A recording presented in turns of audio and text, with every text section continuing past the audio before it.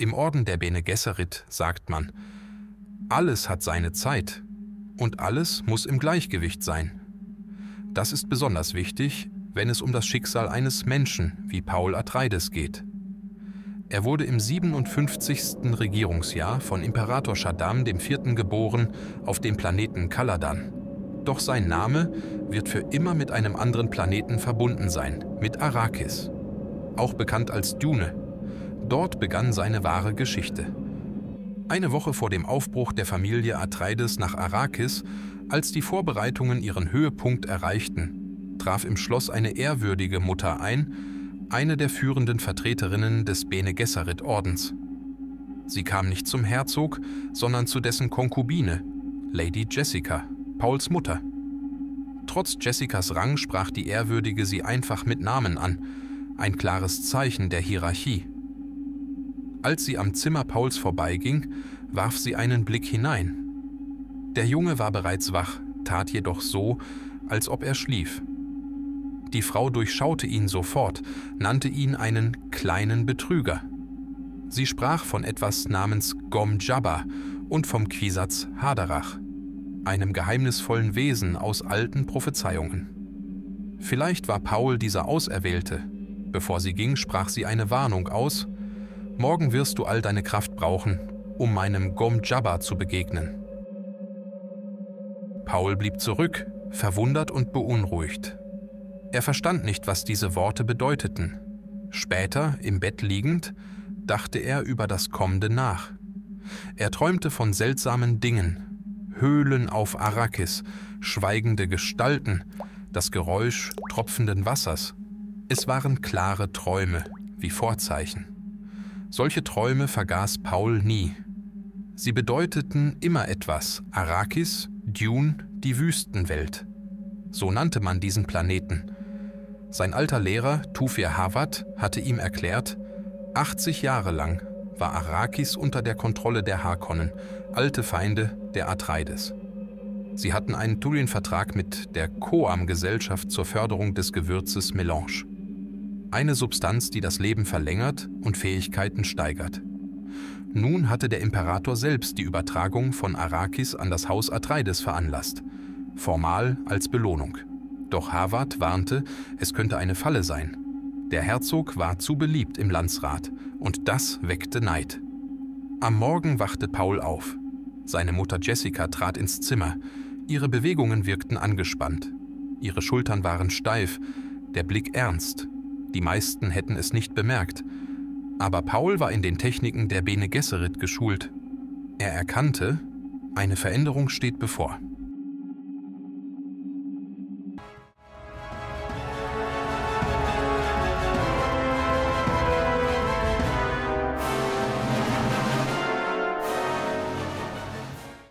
Pauls Morgen begann mit einem Gespräch mit seiner Mutter. Jessica sagte ihm, dass er heute einer ehrwürdigen Mutter begegnen werde, einer der höchsten Vertreterinnen des Bene Gesserit-Ordens und Wahrheitsprüferin des Imperators. Sie war direkt an der Übergabe des Planeten Arrakis an das Haus Atreides beteiligt. Paul sollte mit ihr über seine prophetischen Träume sprechen. Als er sie fragte, was der Gom Jabbar sei, konnte Jessica ihre Angst nicht verbergen. Zum ersten Mal sah Paul, wie sie die Fassung verlor. In Jessicas Empfangszimmer wartete Gaius Helen Mojam, die ehrwürdige Mutter. Sie war angespannt, nicht nur wegen des Raumflugs, sondern auch, weil Jessica dem Befehl des Ordens nicht gehorcht hatte. Sie hatte einen Sohn geboren, keine Tochter. Zwischen den beiden Frauen herrschte gespannte Höflichkeit. Nach einem kurzen formellen Austausch verließ Jessica den Raum und ließ Paul allein zurück. Mit der ehrwürdigen Mutter. Mit Hilfe der sogenannten Stimme, einer speziellen Technik der Bene Gesserit, zwang sie Paul, ihr zu gehorchen. Sie befahl ihm, seine Hand in eine kleine Metallbox zu legen. An seinem Hals hielt sie eine Nadel, den Gom Jabbar, mit tödlichem Gift. Wenn er die Hand zurückzog, würde er sofort sterben. Paul gehorchte. In der Box fühlte er ein seltsames Kribbeln, das sich schnell zu starkem Schmerz steigerte. Die Prüfung bestand darin, den tierischen Reflex zu überwinden und standzuhalten. Die ehrwürdige Mutter erklärte, ein Tier zieht seine Pfote zurück, um dem Schmerz zu entgehen. Ein Mensch bleibt. Er hält durch, weil er versteht, dass es ein Ziel gibt. Für Paul war dies die erste große Prüfung, nicht körperlich, sondern geistig. Er begann zu begreifen. Sein Schicksal ist größer als nur das eines Herzogssohns. Er steht am Anfang eines Weges, der weit über das hinausgeht, was er bisher kannte.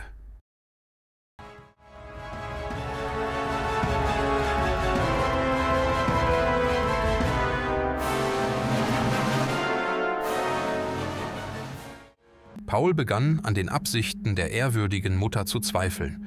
Für einen Moment vermutete er sogar eine Verbindung zu den Harkonnen. Doch die Angst wich und Neugier nahm ihren Platz ein. Er erkannte, diese Prüfung war keine reine Grausamkeit. Sie war ein Werkzeug der Bene Gesserit.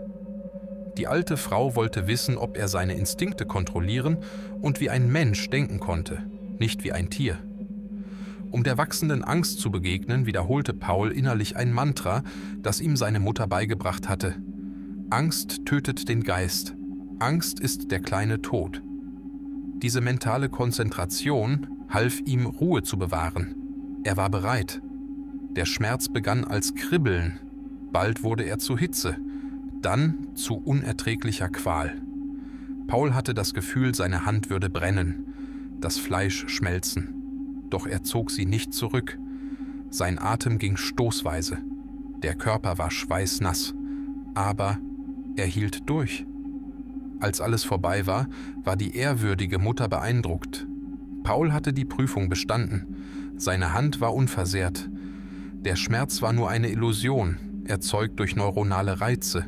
Eine Illusion, aber von absoluter Intensität.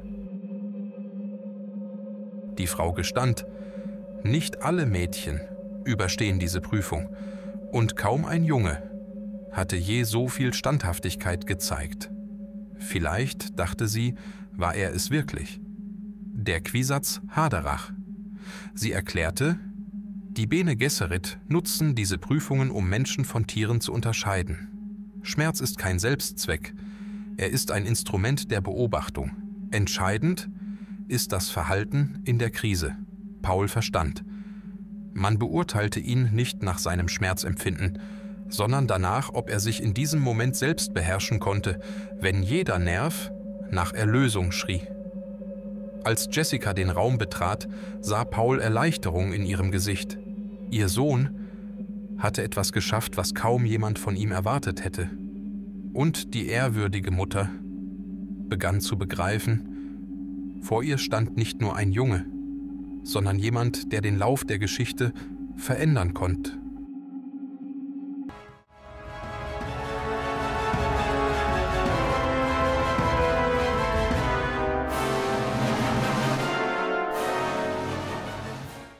Nach der Prüfung betrat Jessica den Raum. Sie fühlte Erleichterung. Ihr Sohn lebte. Und mehr noch, er hatte bewiesen, dass er würdig war, ein Mensch genannt zu werden. Trotz alter Spannungen spürte auch die ehrwürdige Mutter eine Art von Respekt für sie. In ihrer Stimme klang sogar ein Hauch von Wärme mit. Jessica wusste, mit Pauls Prüfung endete nicht nur ein Ritual, es begann ein neuer Abschnitt. Auch Paul spürte die Veränderung. Er verstand, das war mehr als nur ein persönlicher Test. Hinter Schmerz und Angst verbarg sich ein Ziel, groß und beunruhigend. Ihm wurde klar, auch er war nun auf dieses Ziel ausgerichtet, auch wenn er es noch nicht benennen konnte. Die ehrwürdige Mutter erinnerte ihn, eines Tages würde vielleicht auch er draußen vor einer Tür warten müssen, so wie Jessica es heute tat.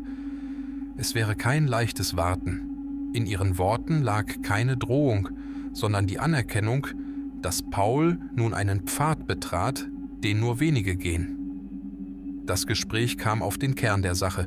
Warum prüft der Bene Gesserit Orden Menschen? Die Antwort war direkt, um sie zu befreien.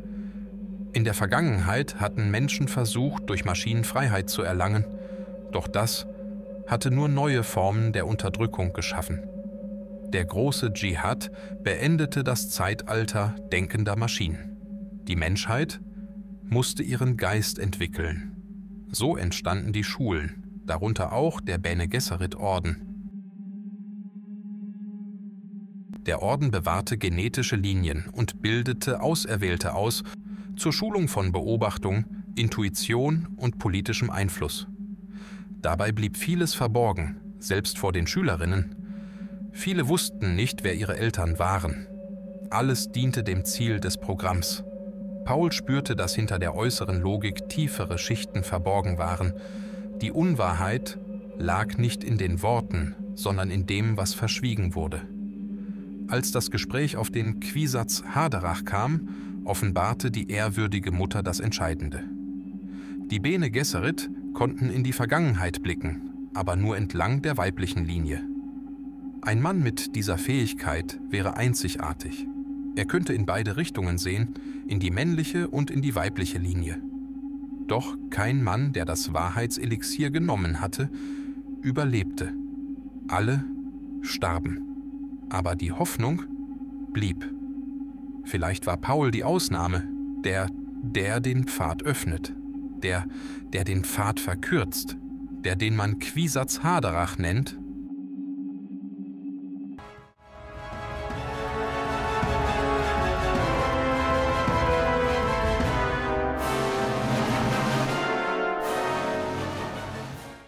Man kann Muad'Dib nicht verstehen, ohne seine Feinde zu kennen, die Harkonnen.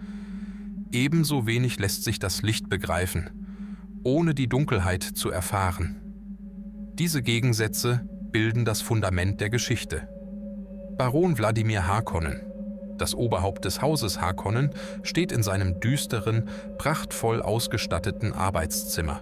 Er betrachtet ein kunstvoll gefertigtes Modell von Arrakis. Neben ihm sein ehrgeiziger Neffe Veit Rauter und sein gefährlicher Mentat Pieter de Vries. Diese Szene ist mehr als eine Konversation. Sie ist ein Blick in die Denkweise der Feinde der Atreides. Der Baron genießt seinen eigenen Plan. Mit Hilfe des Imperators zwang er Herzog Leto, seine Heimatwelt, Kaladan zu verlassen und nach Arrakis zu ziehen, angeblich als Belohnung. In Wahrheit war es eine Falle. Jeder Schritt kalkuliert. Dass der Befehl vom Imperator selbst kam, machte es für die Atreides unmöglich abzulehnen. Pieter, selbstsicher und sarkastisch, bewundert die Raffinesse des Plans, seine Worte spöttisch, fast provokant. Zwischen ihm und dem Baron herrscht ein gefährliches Machtspiel. Pieter weiß, solange er nützlich ist, lebt er. Doch er kennt auch das Temperament seines Herrn. Veit Rauter, jung und aufmerksam, beobachtet das Gespräch. Ihm wird ein Platz im System versprochen als Erbe des Hauses Harkonnen. Doch auch er weiß, in diesem Spiel überlebt nur der Stärkere. Während des Gesprächs erreicht eine Botschaft den Baron. Es ist die Antwort von Herzog Leto. Kurz, schneidend. Er lehnt ein Treffen ab und spricht vom Canly, der alten Tradition der Blutfehde. Das ist eine klare Kriegserklärung, doch zu spät. Der Arzt des Herzogs, Dr. Yue, wurde bereits heimlich vom Baron bestochen. Er wird der Schlüssel zum Untergang des Hauses Atreides sein. Und Leto wird erkennen, wer hinter allem steckt, kurz bevor alles endet. Genau das ist es, was der Baron genießt, den Moment der letzten Erkenntnis seines Feindes. Somit beginnt in diesem Kapitel die Enthüllung einer groß angelegten politischen Intrige, die das Schicksal von Paul und dem Haus Atreides für immer verändern wird. Es ist kein gewöhnlicher Machtkampf, sondern ein Schachspiel auf imperialer Ebene, bei dem jeder Zug einen Preis hat. Pieter, der Mentat von Baron Harkonnen, schlug eine einfache Lösung vor. Herzog Leto mit einem direkten Schlag zu töten, schnell, effizient. Doch der Baron lehnte ab. Er wollte, dass Leto versteht, wer über sein Schicksal entschieden hat und dass alle großen Häuser daraus lernen. Furcht sollte ihm mehr Handlungsspielraum verschaffen als ein schnelles Ende. Peter erinnerte, der Imperator beobachte die Aktivitäten des Barons bereits aufmerksam. Zu gewagte Schritte könnten eine Reaktion hervorrufen, vielleicht die Entsendung der Sardaukar, den Elitetruppen des Imperators. Peters Ton war spöttisch, und der Baron zeigte offen seine Verärgerung. Als es um die versprochene Belohnung ging, warf der Baron ihm Blutdurst vor. Peter erinnerte ihn, Lady Jessica war ihm versprochen worden, die Konkubine des Herzogs. Der Baron wich der Frage mit Spott aus. Doch die Spannung im Raum nahm zu. Veit Rauter, der junge Neffe des Barons, bat um Erlaubnis, den Raum zu verlassen. Doch der Baron ignorierte ihn. Er setzte seine Demütigungen gegen Peter fort. Er wollte, dass der Junge erkennt, selbst Mentaten sind fehlbar. Der Baron kritisierte Peters Abhängigkeit vom Gewürz und machte deutlich, er hat ihn völlig unter Kontrolle. Peter schluckte seinen Zorn herunter, doch sein Gesicht verriet Bedrohung. Zwischen ihm und dem Baron entstand ein gefährliches Spiel. Loyalität, Angst, Verachtung. Alles lag in jeder Nuance ihrer Worte. Der Baron hingegen genoss jede Sekunde. Schließlich befahl er Peter Veit, den Kern des Plans zur Zerschlagung der Atreides zu erklären. Peter gehorchte. Er beschrieb, Herzog Leto würde bald auf Arrakis ankommen, mit seiner Familie und seinem Hofstaat. Wahrscheinlich in Arrakeen, ein Ort mit strategischen Vorteilen. Der Herzog hoffte, sich dort zu festigen, ein neuer Anfang, eine Hoffnung. Doch der Baron unterbrach ihn. Er sah Veit an und erinnerte ihn, jeder Plan besteht aus mehreren Schichten. Es geht nicht nur um Rache, nicht nur um einen Sieg. Es ist ein Spiel mit vielen Zügen, ein Spiel aus Angst, Einfluss und Macht. Peter erläutert dem Baron die nächsten Schritte. Er spricht von möglichen Abweichungen, etwa, dass Herzog Leto sich mit der Gilde absprechen und aus dem Imperium fliehen könnte. Solche Fälle hat es gegeben.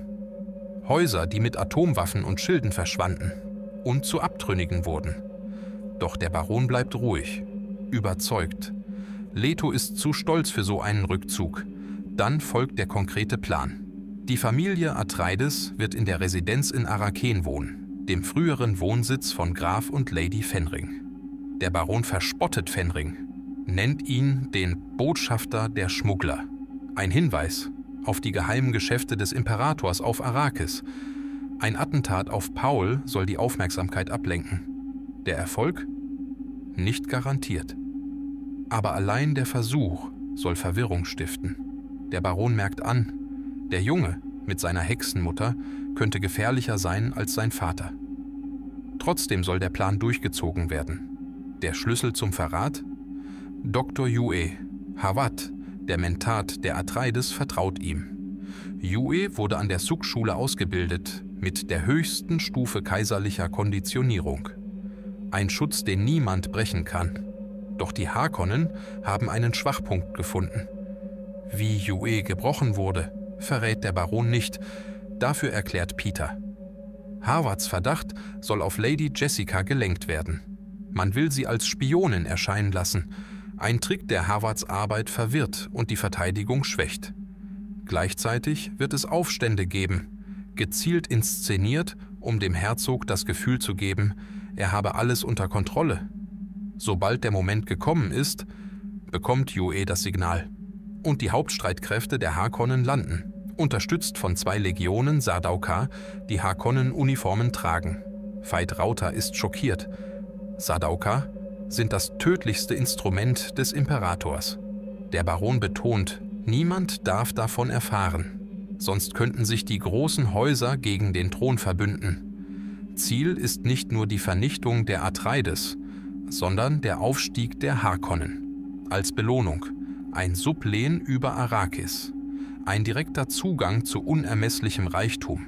Vor allem ein Sitz im Direktorat der COAM. Peter warnt, Leto könnte versuchen, sich unter den Fremen zu verstecken. Aber auch das ist bedacht. Dort wirkt bereits ein Agent des Imperators, Planetologe Kynes. Für den Baron zählt nur noch eins, nicht die Details, nur das Ergebnis.